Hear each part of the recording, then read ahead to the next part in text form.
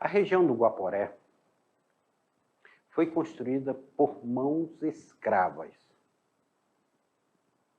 A exploração do ouro, mãos escravas. A construção do Forte Príncipe da Beira, mãos escravas. A construção de Vila Bela da Santíssima Trindade, a capital do Mato Grosso, mãos escravas. A dependência do governo colonial português com a mão de obra escrava era grandiosa, tanto indígena quanto negra. Mas será que esse povo aceitava pacificamente ser escravizado? Porque eles não eram escravos, eles foram escravizados. É uma grande diferença. E eles aceitavam pacificamente ser escravizados? Não. Muitas resistências vão estar presentes no Vale do Guaporé. A resistência negra no Vale do Guaporé e a resistência indígena no Vale do Guaporé, ela vai estar presente. Os indígenas mais fragilizados vão ser acometidos de doenças tropicais e vão entrar no processo de dizimação. Os negros que vieram para cá, os descendentes africanos, eles vão resistir e eles vão fazer quilombo no Vale do Guaporé. Foram vários quilombos feitos. Quilombos esses que muitas vezes eles tinham uma parceria com os indígenas. Muitos indígenas vão morar nessas comunidades quilombolas, também para se proteger. E o mais famoso dele, o quilombo do Piolho. Teresa de Benguela. Teresa de Benguela, ali, a esposa de Piolho, vai ser uma mulher guerreira, símbolo da resistência negra feminina no Brasil. É tudo isso você irá ver agora nessa nossa aula na tela para vocês, porque nós estamos na aula 6.1 falando sobre resistência escrava no Vale do Guaporé. Os escravos da região do Guaporé, o quilombo do Piolho, as comunidades remanescentes quilombolas e os conflitos pluriétnicos que nós vamos ter ali naquela região. As habilidades para a aula de hoje. E a gente começa a falar sobre escravo na região do Guaporé. Será que tiveram escravo na região do Guaporé? Vem cá comigo, aluno. Será que nós tivemos escravos na região do Guaporé? Como é que se dá esse processo de escravidão na região do Guaporé? No início da aula eu já falei para vocês. A extração do ouro no Vale do Guaporé. Trouxeram mão de obra escrava. Se não bastasse, a escravidão indígena, ela continuou na região amazônica. Não é porque começou a escravidão africana que acabou a escravidão indígena, não. Elas vão acontecer concomitantemente, no mesmo período. E aqui na região amazônica, mais presente ainda. Foi construído Vila Bela da Santíssima Trindade. Novamente, a mão de obra escrava presente na Amazônia. Vai ser construído o Real Forte Príncipe da Beira. Alguns historiadores trabalham a questão do herói, que foram os portugueses que construíram o Forte Príncipe da Beira, mas a mão de obra que ergueu aquelas pedras foi mão de obra escrava, foi mão de obra indígena, foi mão de obra negra. E no Vale do Guaporé, essa escravidão ela vai estar muito presente. Veja aí na tela para vocês. A ocupação do Vale do Guaporé brasileiro se deu a partir de 1734, quando os bandeirantes paulistas, os irmãos Fernando e Arthur Paz de Barros, descobriram o ouro no rio Guaporé, nos arraiais de Santana e São Francisco de Xavier, onde se formou um núcleo de povoamento. Nós estamos falando aqui, gente, nas primeiras 3 décadas do século XVIII. Nós estamos falando de 1734. A Guerra dos Emboabas já tinha acontecido e tudo. Os paulistas já tinham sido expulsos ali da Guerra dos Emboabas. Então nós temos aí a entrada no Vale do Guaporé dessa descoberta do ouro. Entretanto, para os trabalhadores da extração do ouro, das construções da capitania de Vila Bela da Santíssima Trindade e do Forte Príncipe da Beira, introduziram de forma maciça a mão de obra africana. Por isso que Marco Teixeira, um grande historiador nosso do estado de Rondônia, ele reflete que, embora as aspirações coloniais fossem portuguesas e brancas, O trabalho que ergueu os pilares desse projeto foi sempre negro. Nós estamos falando de mão de obra africana. E o professor Marcos Teixeira é um dos maiores pesquisadores dessa região do Vale do Guaporé. Segundo Volpato, os escravos negros chegavam ao Mato Grosso juntamente com a fixação de povoamento de Monções, proveniente de São Paulo. Todavia, após a criação da capitania do Mato Grosso e Cuiabá, foi liberada a navegação dos rios da bacia amazônica, permitindo a atuação da Companhia Geral do Grão-Pará e Maranhão. Pessoal, isso daqui está dentro desse arquivo. Se vocês tiverem interesse depois em pesquisar, vão aí pegar esse texto completo para vocês entenderem melhor o Vale do Guaporé. Professores presenciais, que são pesquisadores também, acessem esses endereços que eu coloco aqui embaixo, que ele tem os artigos completos de onde eu estou extraindo esse material para vocês, tá? Contribuição de outros colegas historiadores. O governo português ele tinha proibido a navegação pelo Vale do Guaporé, pelo Vale do Madeira e Guaporé, porque ele não queria a presença estrangeira. Nós já vimos isso em aulas anteriores. Ele não queria a presença estrangeira. Os norte-americanos tentaram navegar. Ele vai pegar essa concessão aí e vai ter um trabalho muito grande de conflito com os navegantes. Lá no século XIX, ele vai passar essa concessão para o Barão de Mauá. Nós vamos ver que ele vai ficar com a concessão da navegação aqui do Vale do Madeira e do Guaporé. Mas, com a criação da Capitania do Mato Grosso, lembrando, a Capitania do Mato Grosso ela é criada antes de assinar o Tratado de Madrid, de 1750. Ela é criada 2 anos antes, em 1748. E a criação da Capitania do Mato Grosso, ela vai despertar ali naquela região o interesse pela navegação. E o governo brasileiro, já que tem a capitania criada, ele vai criar entrepostos comerciais ali naquela região e ele vai começar a permitir a navegação. Lembrando que toda essa região era a fronteira entre Brasil, ou entre Portugal e Espanha, porque o Brasil era colônia de Portugal e do outro lado, onde hoje é Bolívia, era colônia da Espanha. Vinha do Guaporé e até o Madeira próximo de Humaitá, que nós vamos ver que só vai mudar esse cenário com o Tratado de Ayacucho. Nós vamos ver que isso aí só vai ser mudado no século XIX com a assinatura do Tratado de Ayacucho, que essa região aqui nós estamos em Porto Velho, aqui do outro lado do Rio Madeira, era Bolívia. Só para vocês terem uma ideia. E até próximo de Humaitá. O pessoal de Calama, São Carlos aí, todo aquele lado de lá, o lado onde fica São Carlos, era boliviano, fazia parte da Bolívia. É só para nós nos entendermos como é que está essa região. E, na realidade, toda essa região do Tratado de Tordesilhas para cá fazia parte da Espanha, era pertencente aos espanhóis.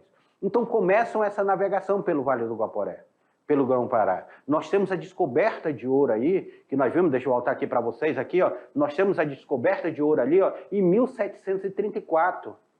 Os irmãos paulistas, Fernando e Artur Paz de Barros, eles vão, sabe como eram chamadas essas bandeiras? Bandeiras de prospecção. Até o século XVIII, os portugueses já não tinham descoberto ouro no Brasil. Quando eles descobrem ouro, vai ser um grande achado, e aí eles descobrem ouro aqui no Vale do Guaporé. E começam as navegações de exploração para cá. Porque nós temos as bandeiras de aprisionamento, que eles iam buscar índios para serem escravos, indígenas escravizados. Nós temos as bandeiras de prospecção, nós temos as monções pelos rios, nós temos vários tipos de bandeira que elas vão adentrar a floresta amazônica, que eles chamavam de sertão. Estão ligados, alunos, estão ligados sobre isso aí, para a gente entender como é que se dá esse processo de colonização do Guaporé. Vocês precisam ficar bem ligados nisso aí, para a gente não ter nenhuma dúvida sobre essa região. Na tela para vocês, voltando aí. Como em toda a América, o Brasil, e de modo particular o Vale do Guaporé, os escravos negros resistiram das mais diversas formas à escravidão. eles vão resistir. Se no Brasil resistia, imagine aqui no Vale do Guaporé. Uma das formas mais ousadas se constituiu na formação de quê? Tanto no Brasil quanto no Vale do Guaporé. Na formação de quilombos. Quilombos. Por isso que nós falamos em remanescentes quilombolas hoje. Conhecido como a conquista de espaço de liberdade. O que era um quilombo? Espaço de liberdade. Eles se embrenhavam nas matas, subindo os afluentes dos rios Guaporé. E eles tinham lá como espaço de liberdade.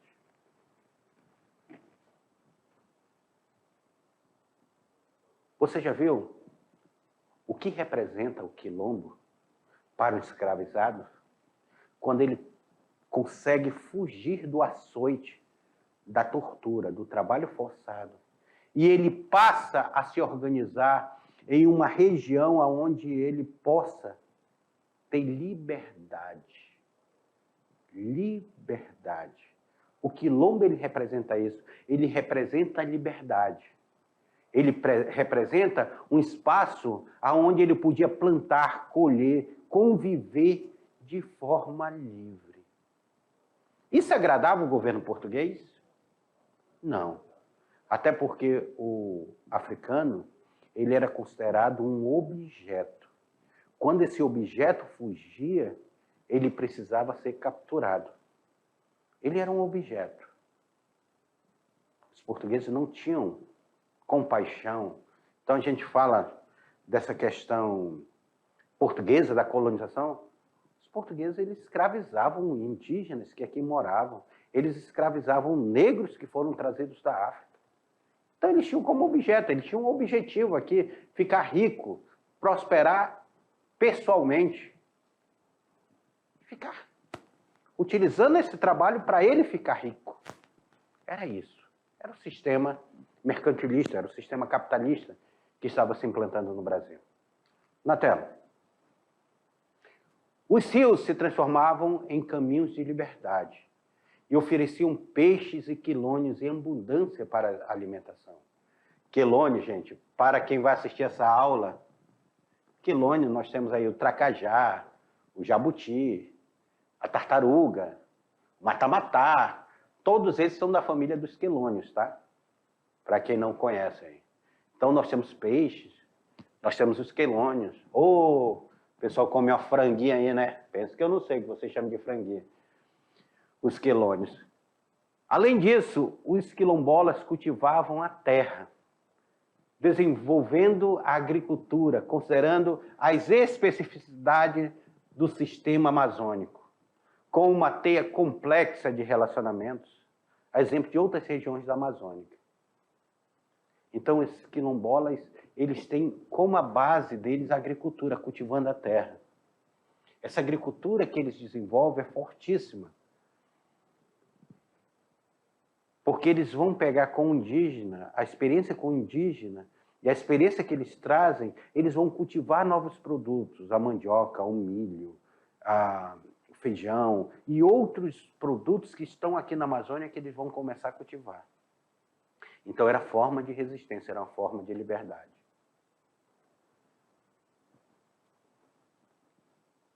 Vem cá.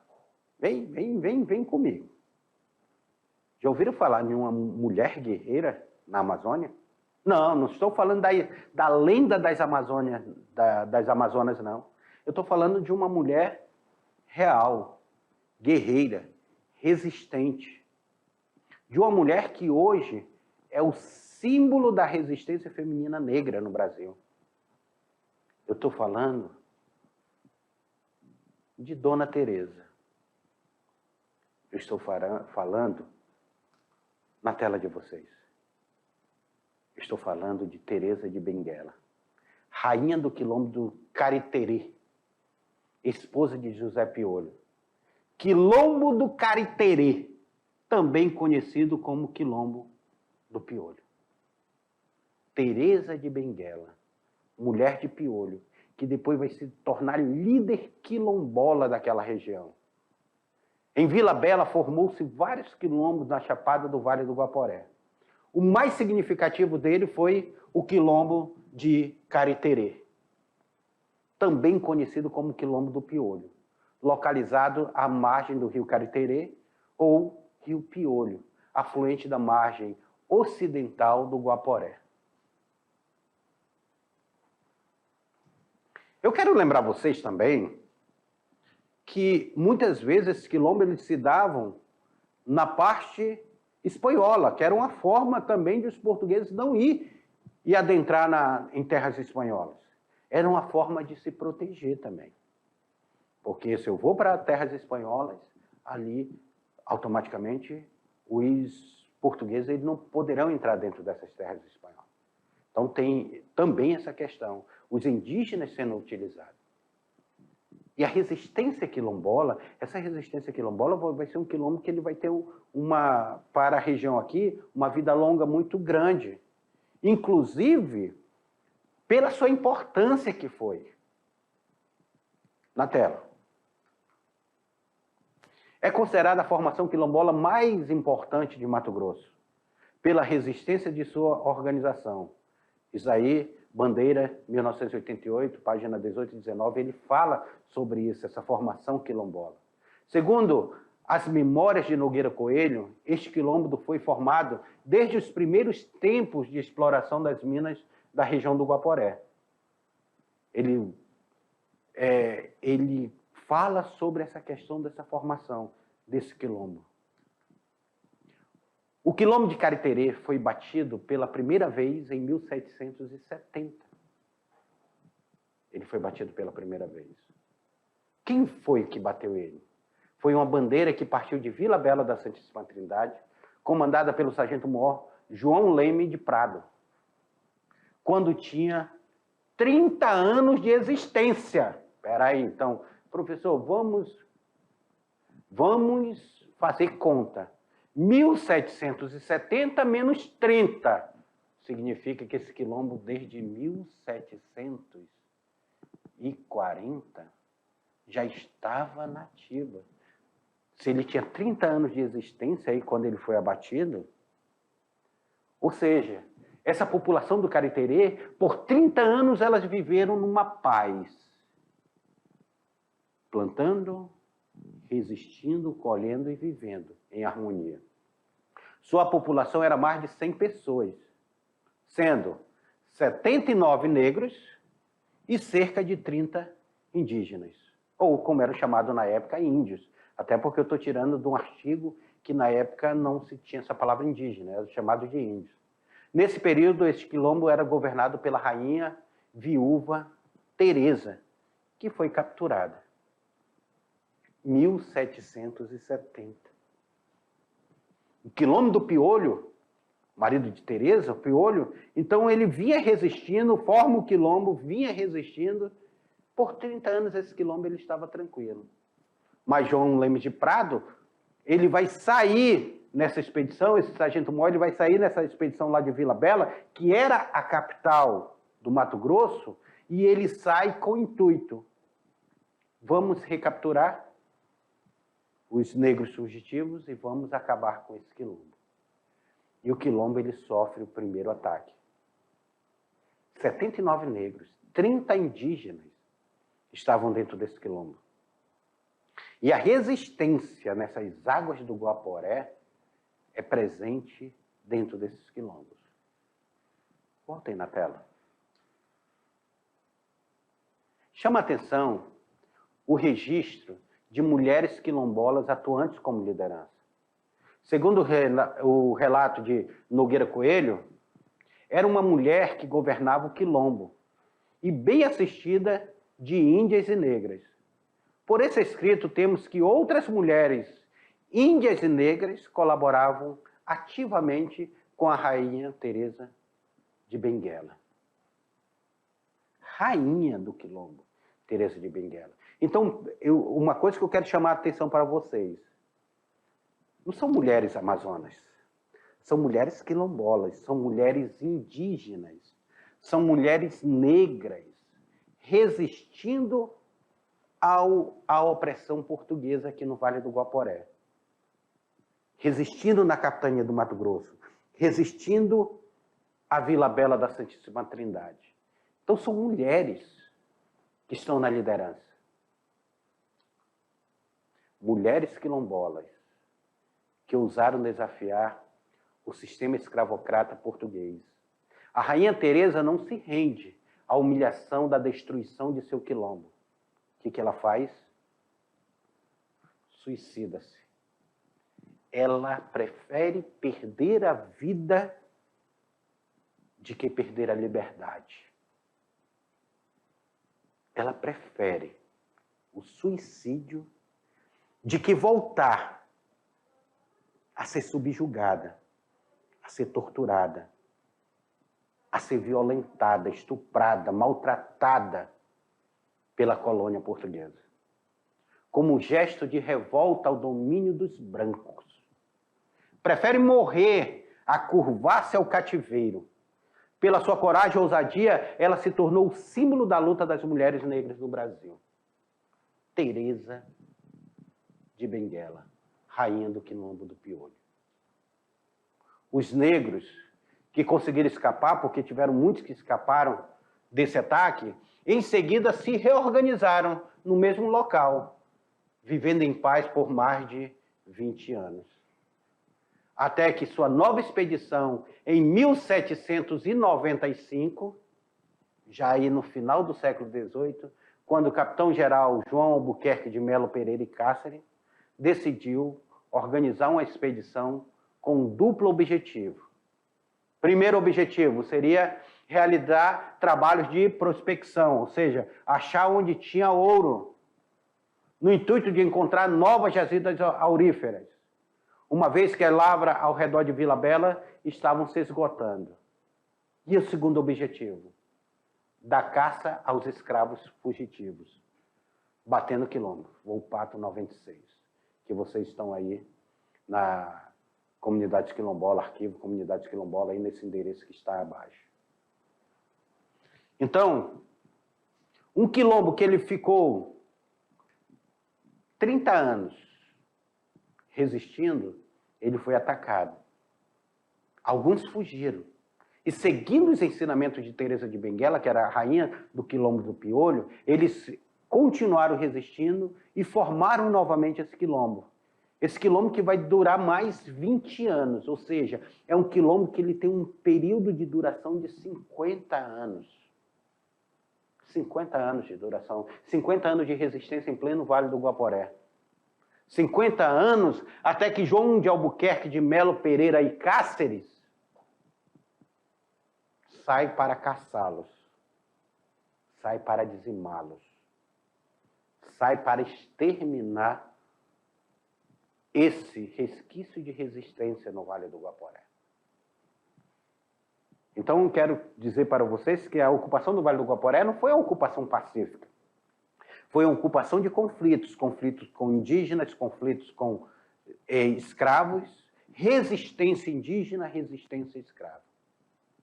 E hoje nos resta as comunidades remanescentes quilombolas, como essa que nós, professores de história, fomos visitar, a comunidade de Santa Fé. Essa comunidade de Santa Fé, aqui está eu e o professor Lorismar, levamos professores de história aqui do estado de Rondônia, aqui de Porto Velho, professores. Depois nós tivemos outra oportunidade, nós levamos professores de todo o estado para o Forte da Beira. E esses professores, eles tiveram a oportunidade de ir até essas comunidades remanescentes. Santa Fé, que passou por um litígio muito grande, de luta pela resistência, até que Santa Fé ela se torna essa comunidade quilombola que tenta sobreviver no Vale do Guaporé. Vamos entender um pouquinho mais dessa comunidade? Essa comunidade que resiste, que luta, que traz a sua história, a história de um quilombo, que traz a sua história, a história de resistência, que traz as marcas da escravidão para esse presente, porque a história ela serve para nós entendermos o presente onde vivemos, utilizando para entender esse presente de fragmentos desse passado que aqui existiu. Na tela para vocês. Diante da inviabilidade econômica do Vale do Guaporé, os donos de escravos mudaram para a área mais prósperas, cercanias de Cuiabá, deixando, curiosamente, a maior parte de seus escravos em Vila Bela, que se tornou uma cidade exclusivamente de população negra. Olha esse detalhe. A maioria de nós que estamos estudando essa aula não conhecemos Vila Bela. E Vila Bela tem uma coisa interessante. Vila Bela ela foi criada como a primeira capital do Mato Grosso. Acabou a extração do ouro. Simplesmente esses donos de escravos, não se sabe direito o motivo, mas acredita-se que seja porque seria dispendioso fazer esse transporte de volta, eles abandonaram seus escravos em Vila Bela. Foram abandonados. Vila Bela ficou uma cidade exclusivamente negra. Neste momento que nós temos a saída dos portugueses, nós estamos vendo que o século XVIII foi um século... um período curto de exploração de ouro no Vale do Guaporé. O Vale do Guaporé, esse ouro de aluvião, ele vai começar a desaparecer. Então as pessoas elas vão começar a abandonar essas comunidades quilombolas. Vão começar a abandonar essas comunidades ali aonde se extraiu ouro. E Vila Bela, que era uma capital, agora ela deixa de ser a capital. A capital do Mato Grosso passa a ser Cuiabá. Há uma transferência para Cuiabá das pessoas. Ali era uma região mais próspera e tudo. As pessoas vão abandonar Vila Bela. E os quilombos? O que acontece com os quilombos? As pessoas que estavam morando no quilombo, elas vão agora voltar de novo para a margem do rio. Elas vão voltar para o Vale do Guaporé. Elas que estavam no afluente do Guaporé, elas vão se sentir mais seguras agora com a não presença do homem branco. E aí começam a surgir as comunidades remanescentes quilombolas do Vale do Guaporé. Comunidades que hoje, até hoje, resistem, lutam dentro daquela região. Na tela para vocês. A partir do processo de abandono da região do Vale do Guaporé pelos senhores brancos, muitos dos quilombolas que se refugiaram em afluentes do rio Guaporé, como no Riozinho e São Miguel, vieram para a margem do rio principal, sendo que não havia mais perigo a serem recapturados, estabelecendo como agricultores e extrativistas ali naquela região. E um grande abraço aí para os nossos alunos, remanescentes quilombolas, indígenas do Vale do Guaporé. No estado de Rondônia, atualmente, existem as seguintes terras quilombolas. Nós temos o Forte Príncipe da Beira, que é uma luta constante ali pelo reconhecimento. O quilombo, a comunidade quilombola de Jesus, Laranjeiras, Pedras Negras, Rolim de Moura do Guaporé, que nós temos negros, indígenas, ribeirinhos ali, até dando um conflito pluriétnico muito grande nessa região de Rolim de Moura do Guaporé. Um grande abraço aí para a comunidade lá, principalmente para a Valda, minha grande amiga. Santa Fé, Santo Antônio, nós temos, acrescenta-se a esse dado a recente indicação das comunidades de Tarumã, que fica no município de Alta Floresta, e Santa Cruz, no município de Pimenteiras, que também são regiões que estão lutando pelo reconhecimento.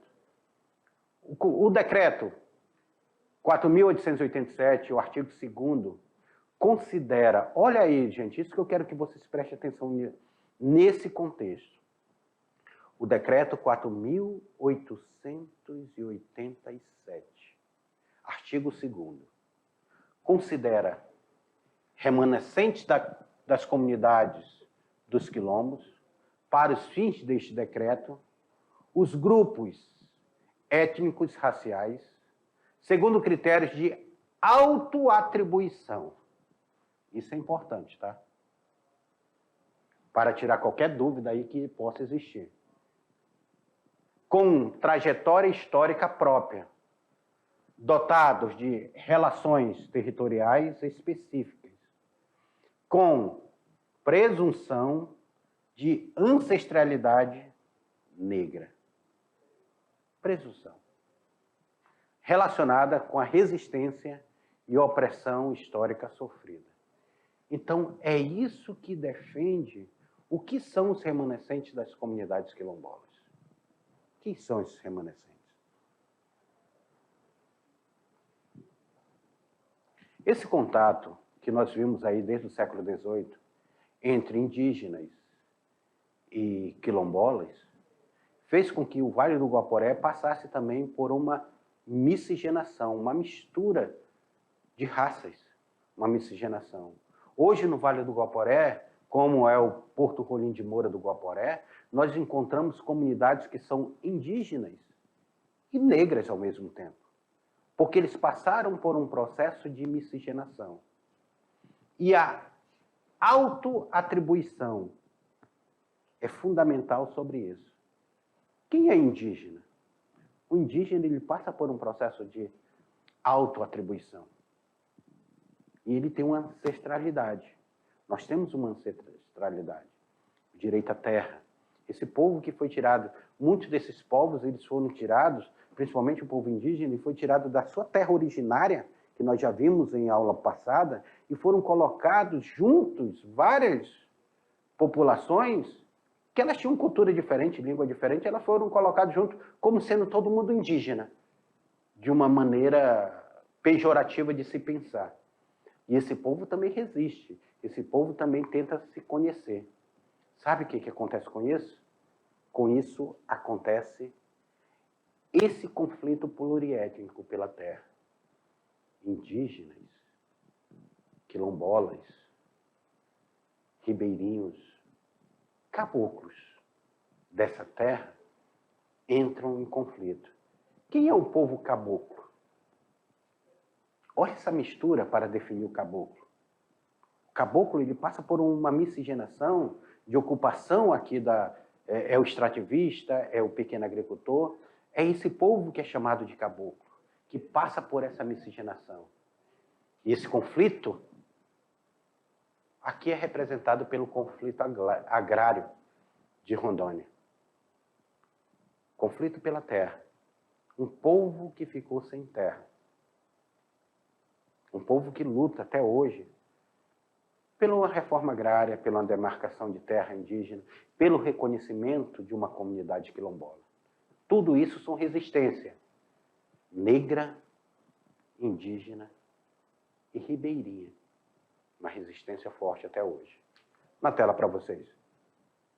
A população cabocla formou-se a partir da interação das populações indígenas, naturais da Amazônia, com os mais diversos segmentos dos novos colonizadores.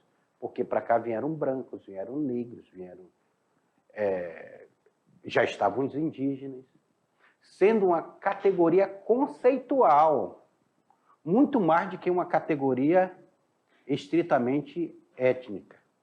É uma categoria conceitual. Caboclo, eu vejo aqui a tentativa de resistência do povo daqui, o povo daqui fazendo a cultura bera, chamada cultura bera, a cultura beradeira, se afirmando, porque antigamente chamar alguém de beradeiro era algo pejorativo. Hoje, a população já se conscientizou que ser chamado de beradeiro passa por um processo de resistência, passa por um processo de afirmação, passa por um processo de defesa étnica também, que é uma defesa conceitual, mas é uma defesa desse povo que viveu aqui, esse povo que veio para aqui, esse povo que se miscigenou,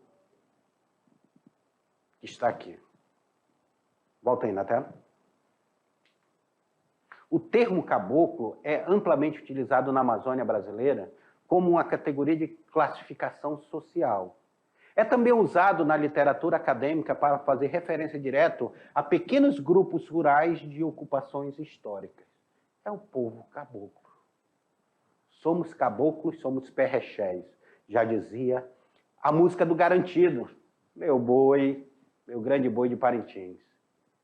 com o advento da colonização recente, a população cabocla passaram por um processo de etnocídios, sendo progressivamente substituída pelos colonizadores que implantaram um novo modelo de vida e produção, inserido no contexto do capitalismo periférico. Isso que eu quero que vocês entendam. Isso que quero que vocês entendam. Esse texto é tirado, quem quiser ler melhor esse texto, é tirado de um artigo do professor Marcos Antônio Domingues Teixeira, professor pesquisador do Vale do Guaporé. Os novos colonizadores que chegaram a Rondônia, em levas sucessivas, ao longo da segunda metade do século XX, início do século XXI, implantaram modelos agroindustriais, onde a floresta passou a ser vista como empecilho ao desenvolvimento. Isso é um problema. Isso é um problema cultural. As pessoas que vieram para cá, elas olham para a floresta em pé e acham que a floresta é um empecilho para isso.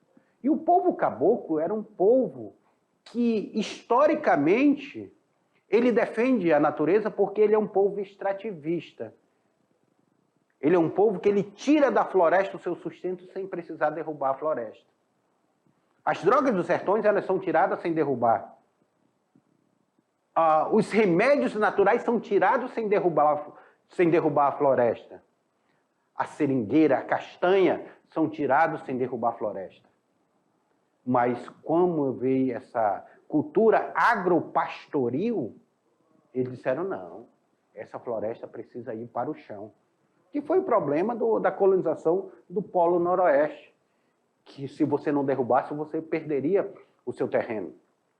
E essa pessoa, ela chega com essa cultura e ela vê a floresta como inimiga e não como aliada.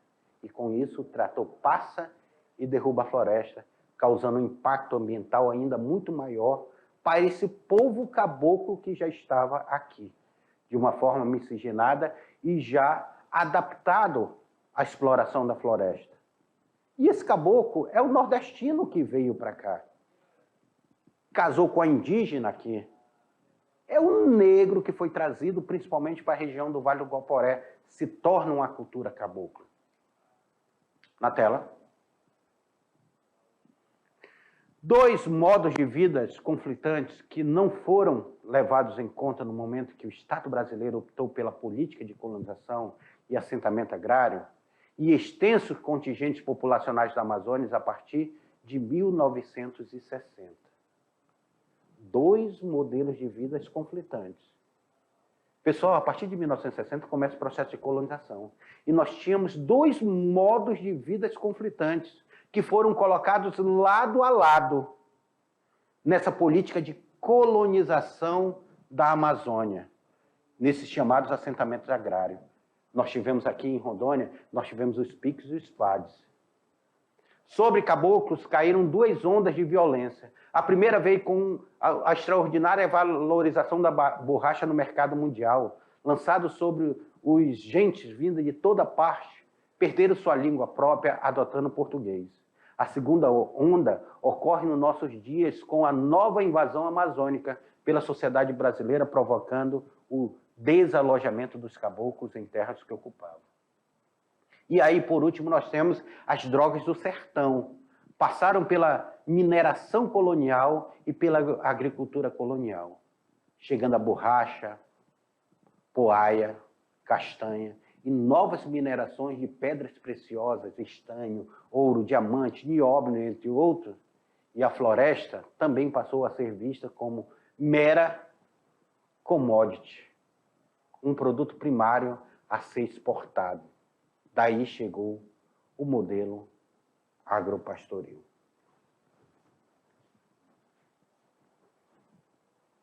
Eu aconselho vocês, releiam essa aula, porque ela traz informações importantíssimas para você entender o espaço onde você vive. E chegamos aqui a mais uma aventura da aula, mas eu já volto com a revisão para vocês e atividade.